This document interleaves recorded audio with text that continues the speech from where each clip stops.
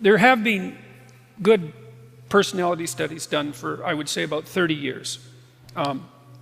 And the reason for that is that we figured out a personality model about 30 years ago that's stable cross-culturally, and it was mostly derived statistically, and it required a fair bit of computational power to derive. And basically, the way that it was derived was that thousands of people were asked hundreds and hundreds of questions, and then computers could figure out how the answers grouped. So if you were likely to say yes to question A and also to question J, maybe that was a tendency across a large group of people, and so you could assume that there was something similar about question A and J, and you could sort the questions into groups. And it turns out that questions about personality sort into 5 groups. And there's some argument about exactly the right number, but it doesn't matter. It's somewhere between 5 and 7, and you can break the 5 down into 10, but whatever. We've got a pretty good overall descriptive structure, like the periodic table of the elements for personality.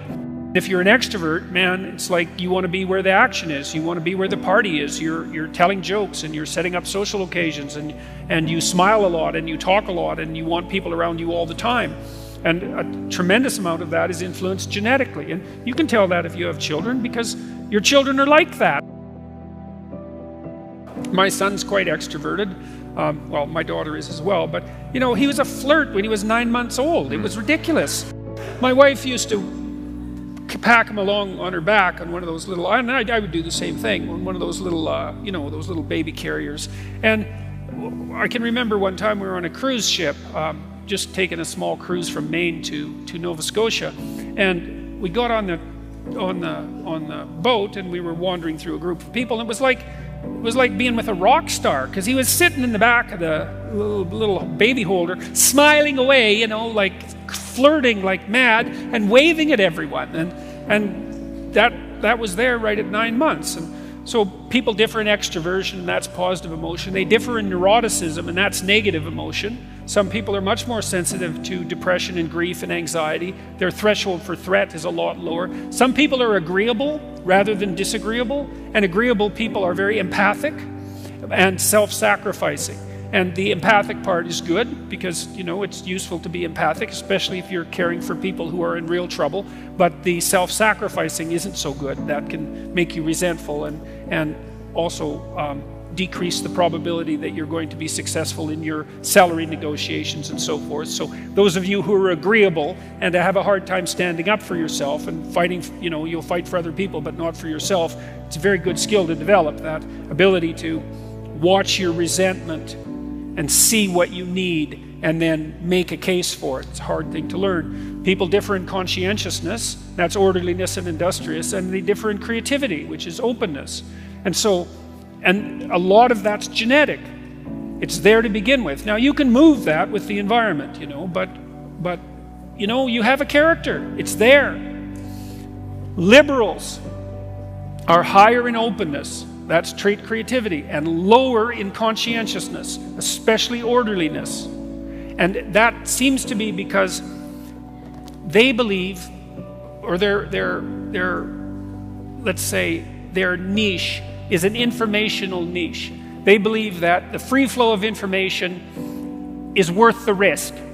So that'd be the free flow of people across borders, the free flow of ideas across borders, the free flow of concepts across categories. They'd rather that the borders were permeable. Now the conservatives are low in openness and high in conscientiousness, especially orderliness, and they take the opposite tack. They think, well, yeah, there's danger in too much openness. There's danger in borders that are too permeable. Things can change too fast. Entire societies can become destabilized, and everyone can end up not knowing which way is up. And the thing is that both of those attitudes are correct. It depends on the time. You know, sometimes things are changing so fast that everybody's knocked off their feet and things are falling apart. And sometimes things are so rigid that there isn't any new water flowing and everything's ground to a halt. You see that in corporations very often. where they get ossified and then they collapse. You know, the average Fortune 500 company only lasts, I think now it's only 24 years. And the duration of their occupation of the top Fortune 500 space is getting shorter and shorter every year. You need liberals because now and then the right thing to do is to come up with something new.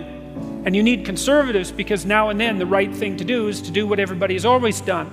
So, you know, Silicon Valley tends to be liberal. Everyone knows that. And the reason for that is that there's a tremendous number of entrepreneurs there. And entrepreneurs tend to be high in openness and lower in conscientiousness. So they're creative, but they're also willing to break rules, you know, which you kind of have to do. Hopefully not to a criminal extent. Well, you know, it's tricky when you're trying to establish something new, because look at a company like Uber, you know, they had to bend the rules to be successful. And those companies that have rented those scooters out and put them on the streets everywhere, you know, they just kind of went ahead and did it.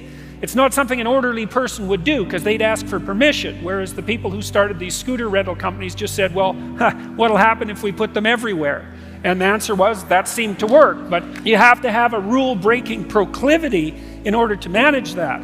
But the thing is, if you're an entrepreneur, you need conservative people, because once you've figured out how to do something, and then you want to run it algorithmically, you know, you want to run it by the rules, well, then it's the conservative types that are going to be really good at doing that and making sure that the I's are dotted and the T's are crossed, and show up for work on time and have stable marriages and be reliable. And their problem is it's easy for them to get stuck in a rut.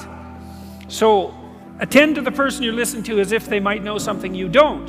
It's like, I really find it interesting to talk to people whose political opinions differ from mine. And for me, that's mostly meant talking to really strong conservatives, because I would say temperamentally I tilt in the liberal direction, although it's very interesting to talk to people who don't share your political views if you listen to them, because they'll tell you all sorts of things about why they think that you just don't understand. And it's not that they're wrong, it's that sometimes they're wrong and sometimes they're right. And the whole point of free speech, as far as I can tell, the deep point of free speech is that, you know, it's all as if we're riding on the back of a giant snake, and it's twisting and turning all the time, and we're trying to figure out how to stay in the center so that we don't fall off the sides, you know.